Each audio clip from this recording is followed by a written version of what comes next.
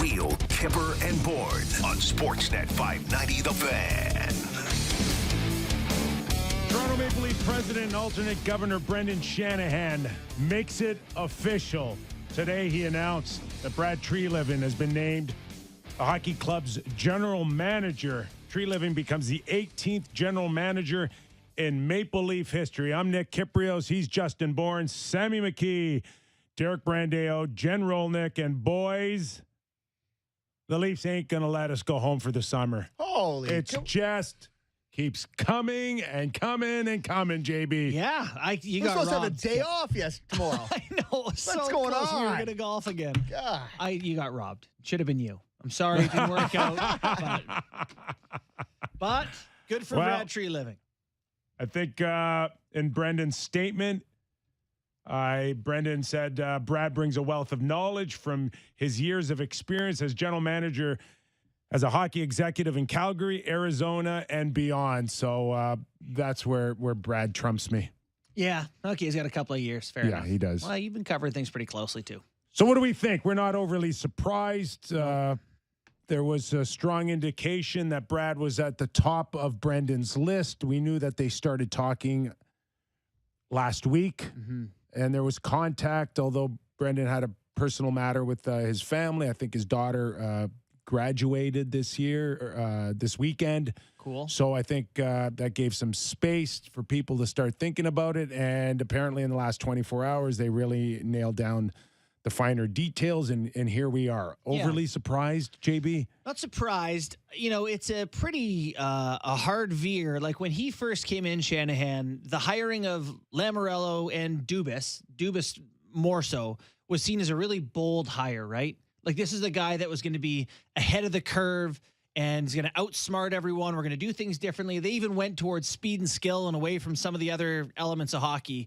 This is the complete opposite of that, where it's like, he couldn't go out and do something bold again after bold didn't work. And he did, to me, this safest thing possible. Everyone likes this guy. Pretty inoffensive guy with a decent record. Like it's the safest thing he could have done, I think. Which is maybe not the sexiest or most fun, but it's safe. Does safety lead to greatness, Sammy, for you? I will say that I have a couple different conflicting feelings on this hire. My first, just at first blush, I do like the hire. One of the things that you've gotten used to with this franchise over the Dubas era is sort of a stability and a guy that knows what he's doing. Like I kind of feel the same way with Treliving. He's not outside of the box, like you said. It's not the sexiest thing, but I don't think you're losing stability within a franchise when you hire Brad Treliving. But I will say, all the reports that are coming out, I've seen conversations about, the core four staying now, Sheldon Keefe potentially staying now. If all that happens, to me, that looks bad on Shanahan with the Dubas thing. Because if you're going to keep everybody else anyway, then why didn't you just swallow your pride and sign Dubas? It's just a weird sort of caught in the middle. I know the press conference stuff was weird. I know all that, and I understand it. But if you're just going to keep everybody else anyway, then why don't you just keep Dubas? You probably couldn't keep everything the same if you do keep Dubas. This makes you get to say you made some change. That's a huge change. Yeah, but it's the least impactful, I think. Well, I shouldn't say it's the least impactful, but in terms of the problems the teams run into, how do you feel about it, Kip? Really, listen, I like Brad. Yeah. And media like Brad. Oh, yeah. That's a big deal in Toronto. Say what you will, but it's a big deal that he has a likability towards him, which, as we know, in markets can buy you time, can buy you some breathing room. And obviously, the work will speak for itself. Yeah. And there's some tough decisions coming for Brad in the very near future here. But there's a sense that Brad's got enough to pull this off. Yeah. Without people definitively say it's a horrible signing. Yeah. And if they do say it's a horrible signing, or the wrong signing, or not the right guy at the right time, you can always go back and go through his Calgary run and say, where's the success? I think that's the only thing left for people to question Brad Treliving is where was the true success in Calgary all these years? I guess part of it is that it feels kind of wishy-washy where that Kyle Dubas, it's been reported by a lot of people, asked for more autonomy or even more authority, if you will, in terms of decision-making, the reporting structure, all that stuff. So they didn't want that. So that Treliving doesn't have that, right? That he did not get that. That would be part of a GM. This is still the same structure. So to me, this really brightens the spotlight on Shanahan, who now, has resisted giving that up to someone and has maintained it. And so now if they're going to keep together the coach, the team, which we'll get to, it's now like more than ever to me, there is a big papering decal across the sides or decal, depending where you're from, that says Shanahan. The sense is always for a general manager or someone above him, a president of hockey ops, and in this case where Brendan wears just the president hat, that, the saying in our world is, you got a bullet or two, or you got a shield, or you got somebody that can take the hit first. Yeah. What you're saying is that hit's gone now. Oh, yeah. Oh, 100%. Yeah. And, maybe. Which exposes Brendan now for full view over the course of this next season. For sure. And, even if they do some things with the team, I still think that this has really made it, the spotlight moves to him here. But I just, we saw Elliott yesterday said something that was implied that that Shanahan really liked Keefe, and that a lot of candidates they interviewed weren't resistant to the idea of keeping Keefe. And so you presume that Treliving would be one of them. If they're going to do nothing, they can't do nothing, can they? In terms of coach or players. But if they're going to do nothing, it's even more so on Shanny. But I think outside of the core four fellas, there is a big chance for a guy coming in here to put his own stamp on this team outside of the core four, right? Like, what do they have? 9 UFAs? Like 10, they have a massive amount of turnover within this roster where you can build around the edges of it. End up against a cap that it ain't moving. Yeah. I mean, there's some talk that it could go up $1 million. Big whoopee. Yay. You can get yourself a David Camp for that. Million, or they can negotiate for a little more, right? The PA if they want with Marty It'd be Walsh. interesting to see what Brad Treliving signed. In terms of duration. I don't think 3 would have been enough to come here and go into this hot kitchen. No, because then they can fire you in the first year if you get a 3-year deal. They're not afraid. I would think 4 or 5 would have been a minimum. Yeah. And I don't know whether or not, you could even bring this up in discussion when you're negotiating if you're Brad Treliving, but say it's not a great success next season. And to your point that now the focus becomes on Brendan Shanahan and he leaves, where does that leave Brad Treliving? Like, don't you think that would have been a conversation for Brad as well during the process? Put it in my contract that if you get fired, I become president too. Well, it's not necessarily that he needs to move into Brendan's chair. I'm not insinuating that, but like, do I get painted under Brendan's brush now? Right. Or is this partially a board hire too? And so it's not just him that chose me. Yeah. I'm just going to say the crap you see online is like, Brad Treliving, his dad was close with Larry Tannenbaum, and that's out there. The perception is that this would have been maybe through that process that you just spoke of, more of a hands-on for the board, you think? But I don't know. They don't. Surely, can't they go fishing or something? What are they? I don't think that they would pay that much attention. Yeah, I think that's kind of what I would be thinking too. Is just leave it to the people whose everyday job it is, and that's Brendan Shanahan's. Yeah. He is the voice and he is the eyes for the board. I don't think that they would have overstepped that. My personal opinion. Yeah. The role of president seems to be changing, like what it is in the NHL, and it's tough to know exactly from team to team, but they're obviously heavily involved in player personnel decisions in Montreal and Vancouver. You're less sure about some other cities, but it seems like pretty involved here too. In about 10 minutes, we're going to welcome in Gord Stellick, Leaf Nation pre and post, and someone that we've relied heavily on throughout the season. No one has a better pulse of Toronto over the years than Gord Stellick. So real curious to get his thoughts on the hiring of Brad Treliving. If we were to kind of prioritize Brad coming in, what strikes at the top of your list? Well, I think it's Matthews, right? Mhm. And so that's something I'm curious about too is, if they talk to Matthews at all and said, hey, we know that you were buds with Dubas. This is probably the guy we're looking at. Like, do they have a history at all? Would Matthews have had to say, yeah, that's a guy I'd play for before the season? Because really the franchise, you want a 25-year-old Hart Trophy winner to stick around. So it matters. Sammy, where would you have it? Sheldon Keefe is hanging out there. Brendan has made it very clear that the new GM would have to come in and be a part of that process. Like, how would you like to see this thing move towards a decision for Sheldon Keefe? To me, I think, I just think it'd be crazy to bring Keefe back. Like, if you're a new general manager, you're the general manager of the Leafs. You're like it's a dream job. Aren't you going to want to bring in your own coach? Like, it seems crazy to me that you would go into next year with the same coach.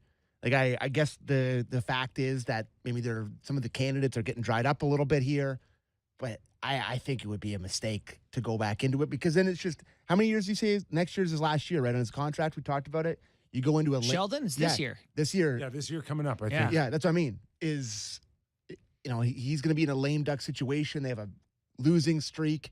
It's anytime you go And 3-7, it's like, okay. Yeah, And it's it's a new gonna general happen. manager. Like, to me, if I'm Brad Treliving, I want a clean slate. I want somebody, my own guy. He's just such a Kyle guy to me. I would be floored.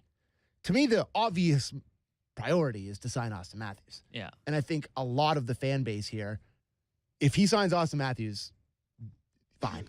Like, I don't think anybody's going to be really worried about what Brad Treliving does outside of that, unless he doesn't sign, then it gets greasy. The Toronto Maple Leafs announced also today that there will be availability 11 a.m. tomorrow. And he's going to have to answer questions immediately. So what's the first question? Would it be Sheldon? It might be the core of the team here. It might just be the core in general. Like, what are your thoughts? So I'm handing you the mic. You're now the honorary Paul Hendrick. First question. Yeah. What is the question you were asking? Do you feel any pressure by the January 1st deadlines to do something to change up a core that hasn't been able to get through? July 1st? July 1st? Yeah, you said January. Okay. July, yeah. July 1st deadline. Do you feel any pressure to do something by then? Yeah. Something to that effect? Let him kind of weigh in on the whole picture? I'm guessing tomorrow he's going to answer none of those questions. He's going to go, well, we'll take our time and evaluate. I just that. got here. Yeah. Did he unpack the last pair of socks in his luggage before he starts answering these questions? Yeah. Kipper, they would have had to. Right? You don't think that got brought up in the interview process? Oh, I think he's thought about it. He would have an answer to these questions. But Mitch Marner's got a no trade. What? Let me also paint a little bit of a picture for you here, okay? The guy, like I said, is barely off the plane, barely maybe gone to a hotel or a house that he may own or a family may own. Your whole salary is going to a house in Whatever Toronto. the case is, what do you think he's going to answer for a guy who just showed up off a plane? So I don't expect many answers at all, to be honest with you. And if there are definitive answers, aren't we questioning whether or not, like, don't you want to kind of come in and check under the hood a little bit first before you buy the car or see what's happening here? Yeah. And if you come across, if you're Brad Treliving and come across and you're like, this is what we've decided on Sheldon Keefe. Yeah. My first question is, okay, was that your decision or was that Brendan's that you're now fair spewing? What I don't want to hear is I don't want to hear him come in. I don't want to hear him come in and go, haven't thought about it, because that would. He just signed his contract. Well, but it would be part of the negotiations. Is what do you think has gone on? Is going on. He has answers to the questions. He may think he knows where he's going, but he ain't sharing with them. If he has them, he ain't sharing with them. He's so great with the media. With the media tomorrow. Maybe he will. He's so great with the media, everyone says. So maybe he will. Okay, for scenario. We're going to, Sheldon's staying. Okay, I'm questioning, how much did you think about this? Yeah. How many people have you talked to? What do you know about Sheldon, and what didn't you like that you're basing this on? You can't do that, guys. I guess I don't want him to pretend that it's not urgent or these aren't relevant decisions. They are, but they cannot be knee-jerk either. You can't, and Sammy... Which is why it's on Brendan, because he's put him in a spot where it's knee-jerk. And Sammy just said moments ago that I want to change. Well, you just can't make a change for the sake of making a change. And I did catch you saying that there may not be better options out there. Yeah. He may keep his job, not because you love him, because you hate everything else that's out there. Yeah. And this is, I guess, what I see happening is them being like, I'm going to take my time to assess, and we're not going to rush anything. And all of a sudden, nothing happens by July 1st. And they think, okay, well, if we want to, Berkey said it on our show on Monday, if they want to fire a guy midseason, they can. If they want to trade, Nylander midseason, they can, because the no trade clause is a 10-team list. Just losing all the leverage because you needed time to assess, I think, is going to weaken the team's position to get better and win immediately. And also, are we not at the conclusion here, or maybe I'm wrong, that you can't tape pieces to the outside of this core when there seems to be some fundamental flaw within it? So something has to happen, I guess. I want him to say that he acknowledges something needs to be different. Yes, yeah, for sure. And I think he will. And it's already started. He's new. He's a new general manager. He's a new set of eyes. Yeah. He's got a new voice. It's fresh perspective. So you can't figure it all out in a press conference at LA tomorrow. You're right. I come on, guys. He's going to come in. He's going to say, "I'm going to get to know everybody, and I'm going to figure things out." And there will be changes. We just, let me unpack first. Yeah. What's really hard too is I think the organization grew in size under Kyle Dubas 100%, the doubled at least. It's just a huge thing. I think at a lot of these positions, you have people who are Dubas acolytes of sort. They're his people. I think Treliving has to talk to a lot of people. Does their director of pro scouting or director of amateur scouting, do they think exactly like Dubas? Do you want your people in charge of those departments thinking differently? You know what? You bring up an because the draft point. Is coming up. Okay, I just want to stay on Sheldon for a second here, okay? Yep. And again, you have a great perspective because you actually worked and dealt with Sheldon and Kyle. So you might be the best person I can ask this. Is there a possibility that Sheldon can be a better coach, that his best friend and buddy, Kyle Dubas, is no longer watching over him? Yeah.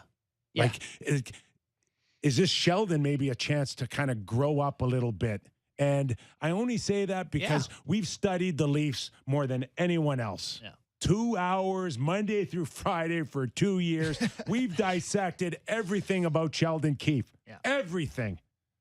And to the point where we're watching a press conference in the early part of the season where he gives it to the core four hard and then he backpedals. Was that Sheldon backpedaling on his own, or was that Kyle feeding him? Yeah. And, you see some people, who backs are against the wall who say, I'm just going to do it my way. And if you don't like it, see you later. And that's just the way it is. It could be, I would say that the line of communication between Kyle Dubas and Sheldon Keefe was maybe too open at times, and I only saw it at the American League level where Dubas would come in and say, what are we doing with those guys together? What are we doing with this power play structure? And, Keefe would justify himself. I'm sure they had similar conversations along the way. So maybe there's some freedom to. Yeah, but how much freedom did Sheldon have? Like, there's some times when you could see his lips moving, but you might think that those might be coming from Kyle or Brendan, more Kyle, to be honest with you. Like, and maybe this might be a second chance for Sheldon to prove he's a better coach. I know he's got a great work ethic, and he's willing to do whatever it takes to adapt. So I can see him trying. That's for darn sure. But I think fans are looking for, I don't know, just different. That's all. Okay, as we promised, Gord Stellick, Leaf Nation pre and post. You heard him all season long on doing a terrific job on Sportsnet 590, The Fan, and also on the Real Kyper and Bourne show. Stellictricity, thanks for joining us. How are you? I'm outstanding, guys. How about you? Okay. Are you okay with Brad Treliving? It's funny. So wait, yes, to answer your question, yes. So now wait, did Kyle get too much pressure from Brendan? Thus he put too much pressure on Sheldon? Is that what we're saying? It just trickled down the boat, listen, I just think at times you watched Sheldon, and then you get the sense that this is Sheldon, and then sometimes you're like, oh man, he's holding back, or I don't think he's getting to say what he wants to say, and it was a unique situation, Gordon. You've been around for a long time at the managerial position, broadcasting and watching from afar. Not often you get a coach and general manager with that type of relationship. Yeah, no, and I thought, it was interesting, Justin's perspective, having worked there. There's 32 organizations, 32 different relationships. I just find it interesting. One of the complaints Kyle had was about getting that from Brendan Shanahan, apparently, where any organization, that's what happens. The coach is the coach, the GM's their boss. If there's a president, that's their boss.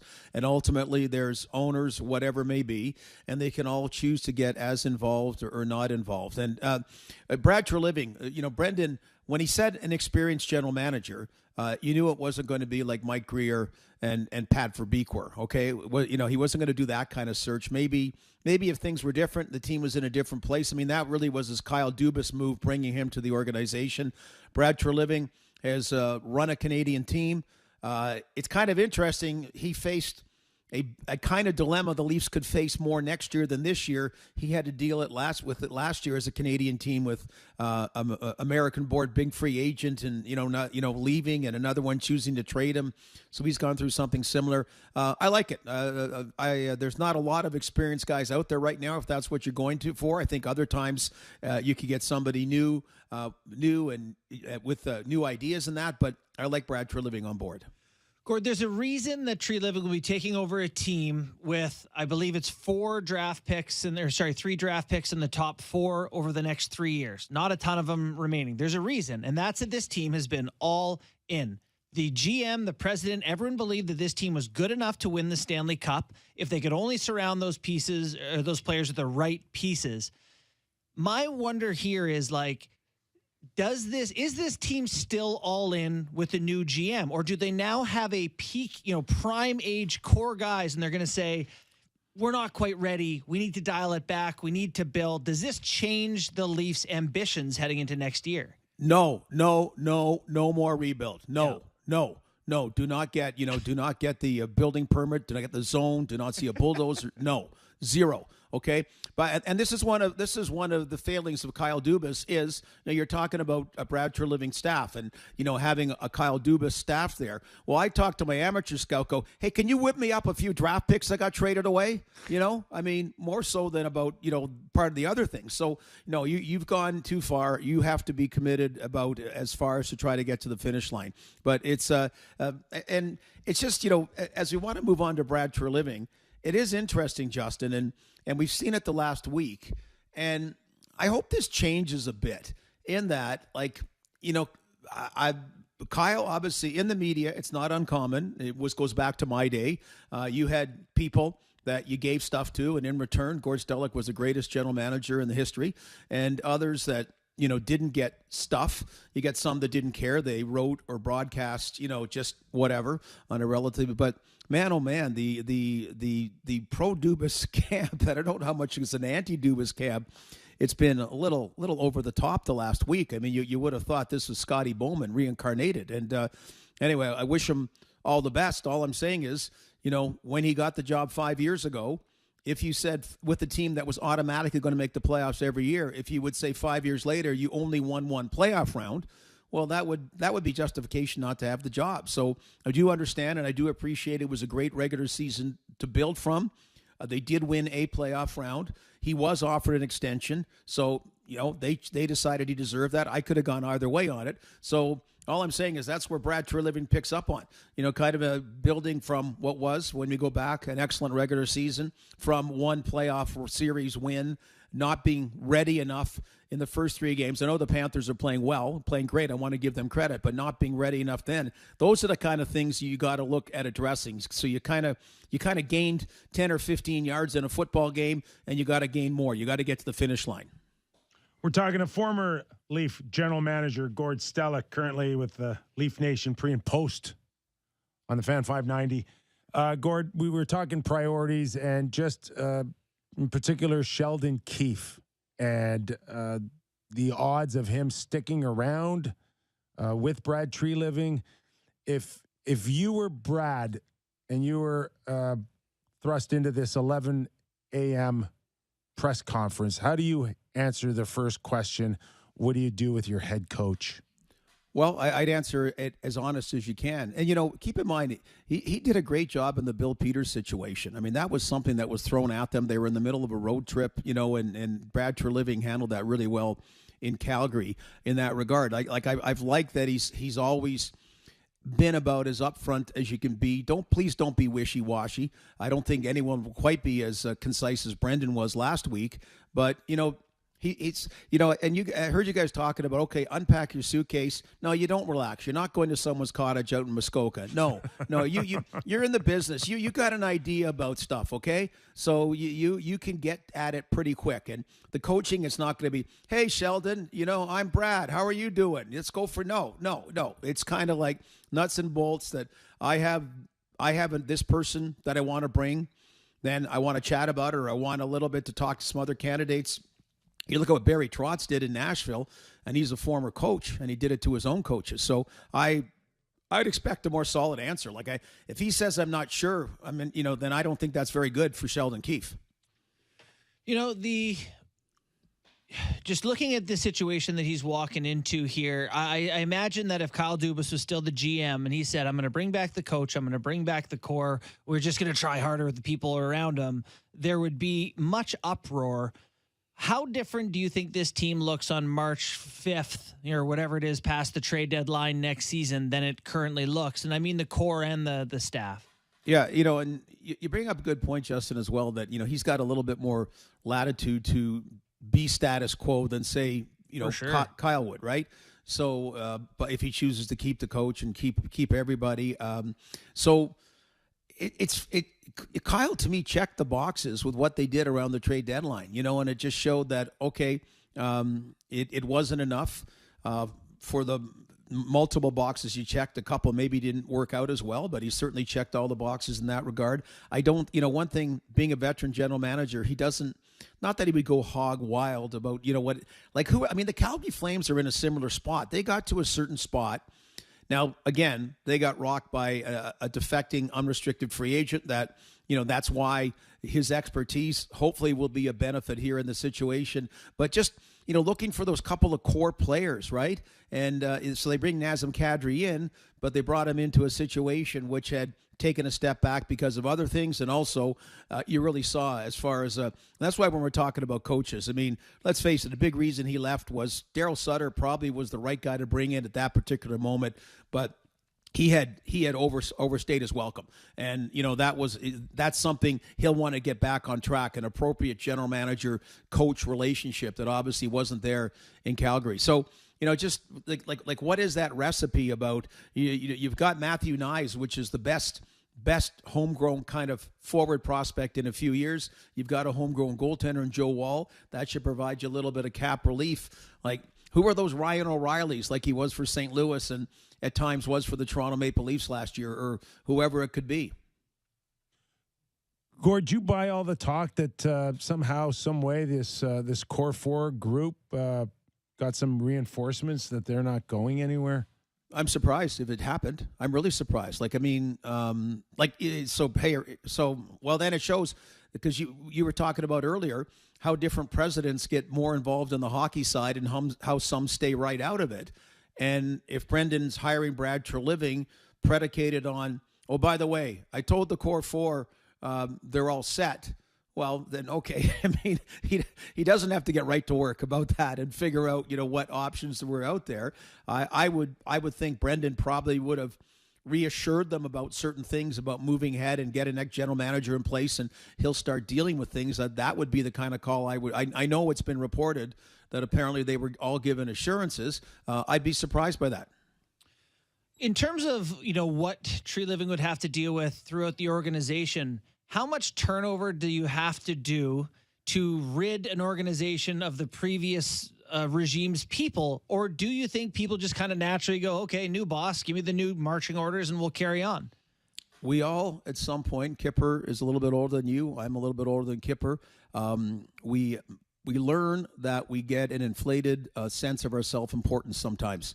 And, we do a great job and we leave. And 3 years later, everything's great still. And all those people that loved you, they still love you, but they love Justin Bourne now or whatever, Like, gotcha. and this whole thing that Austin Matthews has to be okay with the general manager. Are you kidding me? Who's ever stayed somewhere based on the general manager staying put? I mean, no. I mean, it's hockey lifers can learn to adapt and work for different people. And if Kyle surrounded himself with good people, not yes men, I mean, that's what you should do. I would expect Brad Treliving would be looking to do the same, and there'd be a lot of valuable guys that are there right now. Brandon Pridham at the top of the list. I was a little disappointed Jason Spezza left. Justin, I obviously the relationship was tight with Kyle. I have no idea what kind of a general manager he could be, or general manager in waiting. I just have always been impressed by him. And I thought that was a great hire, and I was a little disappointed he went. But if that's where his loyalties lie, good, he's moving on. But no worries. And I heard good things about his work ethic and his commitment. Yeah, throughout the season. Yeah, no, I mean, hey, look what he did on the ice, and just every time you saw him, I know how hard he worked. 100% Kyper. One more for me before I let you go, Gord, and it's just around Austin Matthews. Is it not the perfect scenario now with a new general manager to come in and try to slow the process down and say, hey, let's just take our time here and I'll get to know you and you can sell me on your philosophy and blah, blah, blah? By the way, you said just one. What if I'm not ready after one question? What if I want to stay I can more? come up with something, Gord. You're fine. Yeah. Okay, so you're talking about Austin slowing it down, correct? Yeah. In his camp. Because I think there was a report, I think Chris Johnson said that they are talking, the camps are talking, but it doesn't appear like they're perhaps close or, maybe in the same hemisphere. Kippy, how many reports are there out there? How many reports were there that they may hire Brad Treliving, but then they may not hire Brad Treliving? Like my mom could have done one from St. Hilda's Seniors Residence just like that. No one's been around the Toronto market longer than you. You need to ask that question.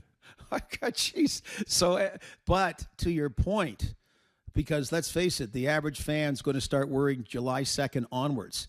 This isn't Nathan McKinnon in Colorado. We're going to get it done. This isn't David Pasternak that there's a contract there, but he's at Dunkin' Donuts every day and hasn't gone up to the office to sign it or whatever, and we're going to get it done, and he stays there. I take Austin at his word. I thought, just that he said he was interested in staying here, signing a long-term contract. I mean, he didn't have to say that, but right now it does give his camp an excuse to slow it down. Yeah, it does. Would I be overly concerned about that?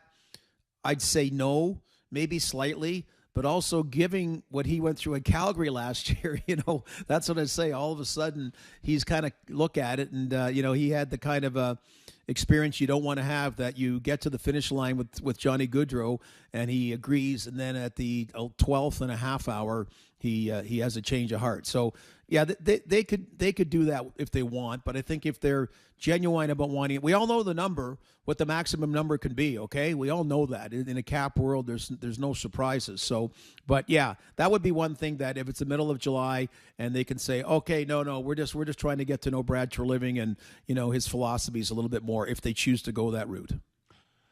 All right, Stellectricity, we'll let you go. Sounds good, guys. And we'll find out. The heat of summer, we were getting. You guys are heating up the radio airwaves and the YouTube airwaves. So I'll keep listening. Okay. Really appreciate your time, pal. Thanks for doing this. See you, man. Thanks, Gordo. It's Gord Stellick, former general manager of the Toronto Maple Leafs. Lived it. Yeah. Did it. Gets to talk about it now. To your question, I think if Treliving were to talk to Matthews and Matthews would say, let's just see how it goes. We'll get to know each other a little bit. It would be like, you have until June 21st. And then he can't let Goodrow happen again. You can't take this job and then lose Austin Matthews in the first year for nothing. Oof.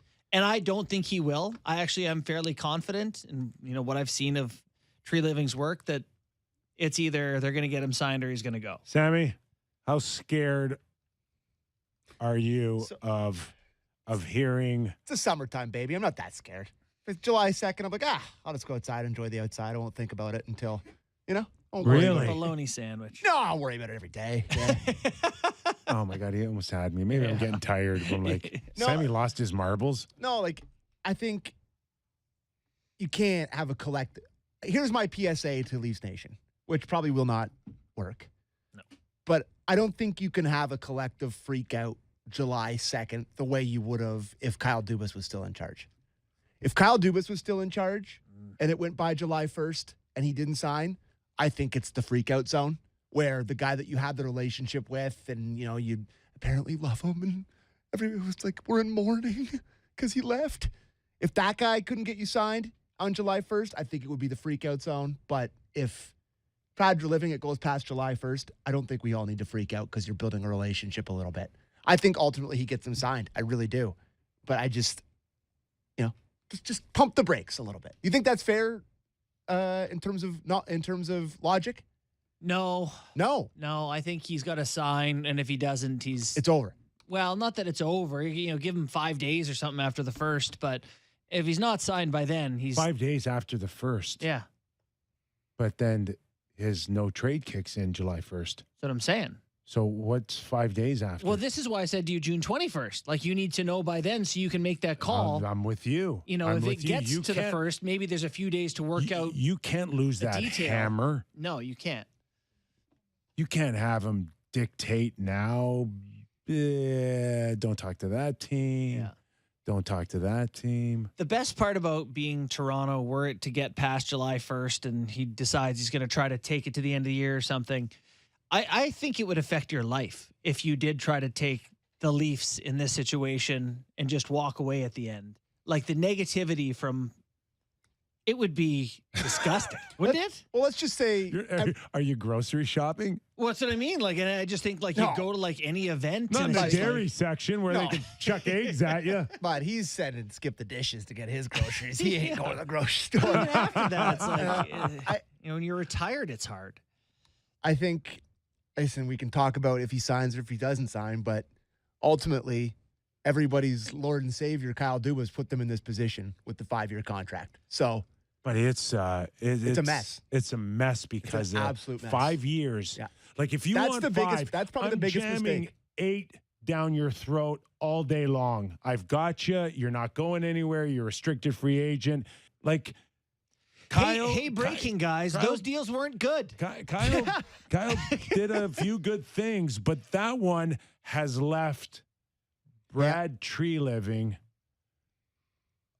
with clarity to me. You're signing or we're trading with handcuffs, and we're not sure, if you took the keys or not. Hey, before we go to break here, you had mentioned something about Dubas and that the Pittsburgh thing, you kind of what if he doesn't? Well, we had a conversation at the end of the show, and someone texted me, I'll be honest, and said, could he turn that down? Pittsburgh. Yeah. Yeah. And then I asked you, and you gave a great answer. Thanks. Great answer. You gave me stats on where they are on the prospects and how daunting the job would be, and even if you really were the Theo Epstein of hockey, you still might not be able to dig yourself out of this You're playing mess. a bad hand at the poker table to begin with. I thought it was like a great answer, and it added substance to, maybe he could turn it down. Now, there was a report at a Pittsburgh radio station, Sammy, yesterday. Yeah, Mark Maron, is that what it is? Madden. Mark Maron's a guy It'd be too. wild if That Mark said Maron. what? What's Mark reported Maron? it. He's a Oh, comedian. podcast. Yeah. And- we have okay. we have Frank Cervelli talking about this yesterday on Fan Drive Time with Ben Ennis. Before you do you want to offer the clarity that he didn't really want to report this? He He was wasn't reporting hesitant it. to report it, but there's relevant information within the clip if you guys want to listen to it. I'd love to. We can come out of it afterwards, okay? Yeah. I did see a report in the last half hour from Mark Madden from 105.9, I think, The X in Pittsburgh, a pretty well-connected guy in the Pittsburgh scene, who was reporting that Kyle Dubas is closing in on a contract with the Pittsburgh Penguins. That kind of goes against just about every single thing that I've heard. I seem to have some indication, and not obviously to a point where I feel comfortable in reporting it, but there's been lots of smoke in the last 24 hours that Kyle Dubas has in fact turned down the Pittsburgh Penguins. But again, I don't feel comfortable reporting that. And it just seems like there's an indication that the Penguins and Fenway Sports Group have re-engaged with some other people that they were previously interviewing, which would lend to speculation that Kyle Dubas has turned them down. But again, There you go. So Okay, pretty well-connected guy. he is, and we do want the clarity. We're not trying to radio Frank.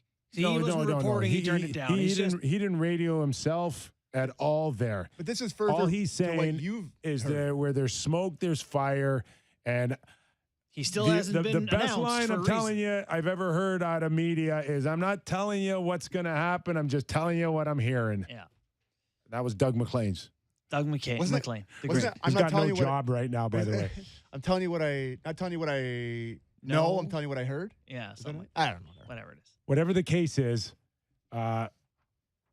maybe there's something there, maybe there's not, and that's to Frank's point that you're not reporting it. I'm just telling you that there's stuff out there. And it could be that some other teams have contacted Kyle who may currently have GMs or How is he not holding out for the Sens? And s- Elliot reported another team. last Saturday on Hockey Night in Canada that just let them know. Apparently, you've been offered the job, and it's up for you to take it, right? That hasn't happened, and it's Wednesday already. I saw someone say Something's- if doesn't seem He's coming to back add with up. an email with a bigger financial package. We got to go to break. if Matthews loves Dubas that much, I saw someone say the Kings should fire their GM, hire Dubas, and start the process. Oh my God. Okay, you got to be quiet now because Sammy wants us to go to break. We got to go Okay. to break. It's All time. right, Nick Kypreos, Justin Bourne, Sammy McKee. It is real Kipper and Bourne. Back after these words.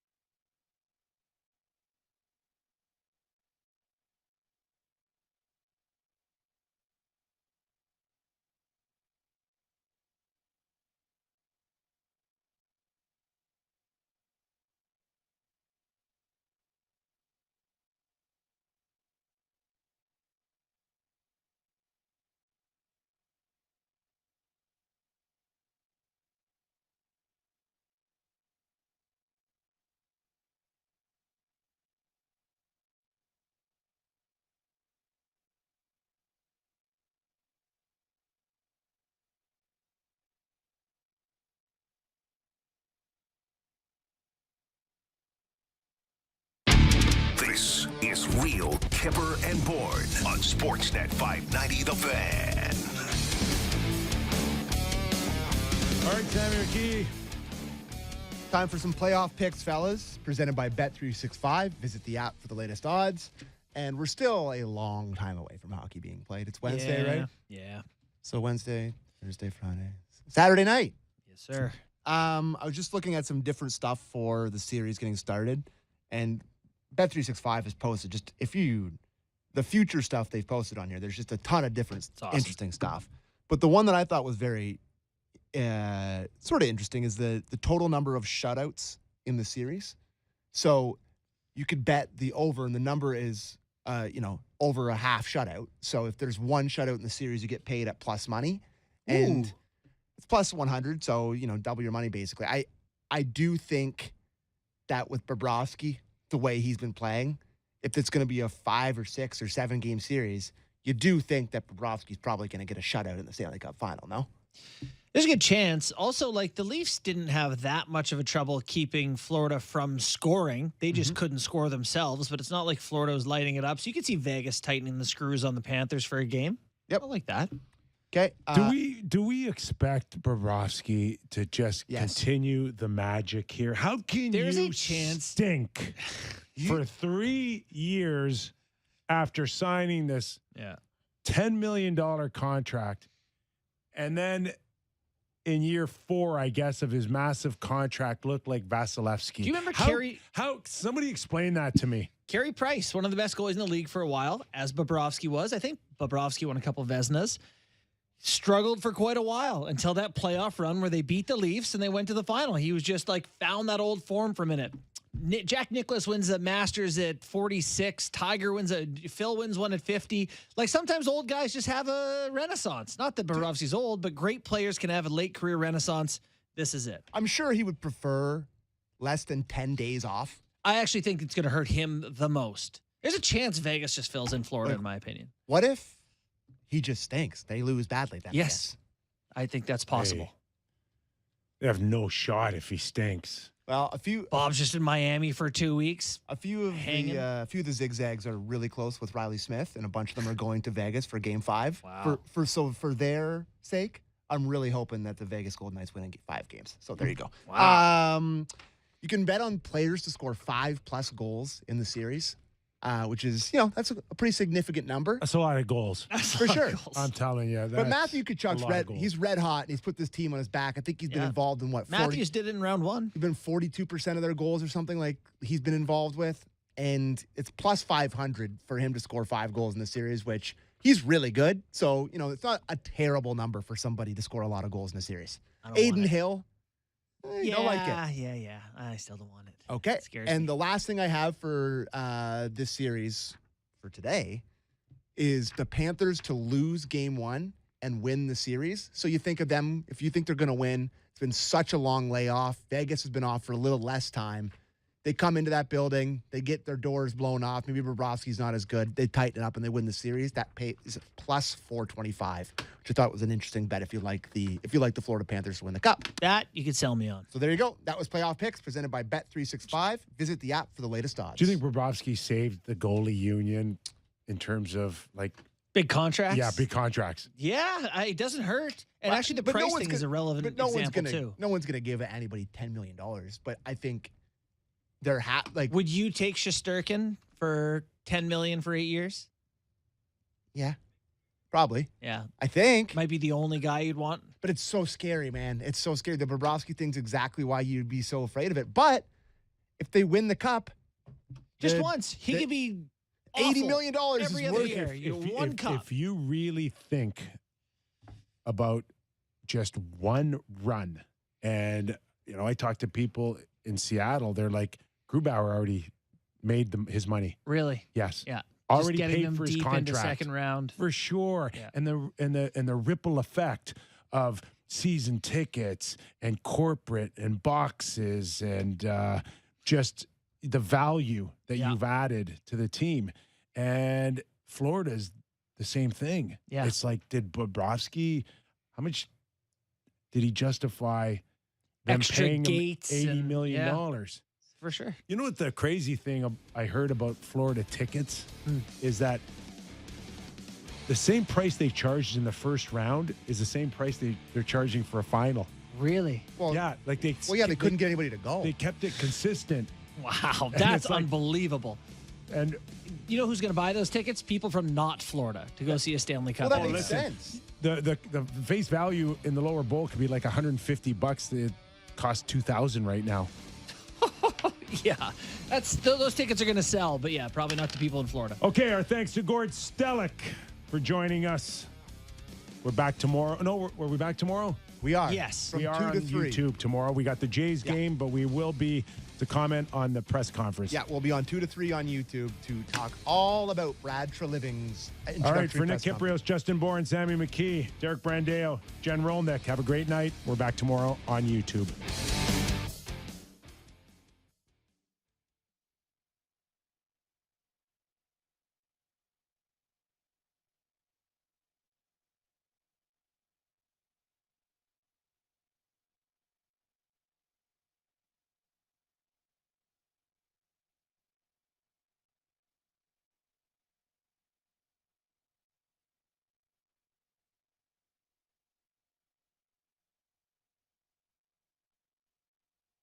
Start your day off fresh with Wendy's new Egg BLT. A freshly cracked Canadian egg, applewood smoked bacon, and greenhouse grown lettuce and tomato on a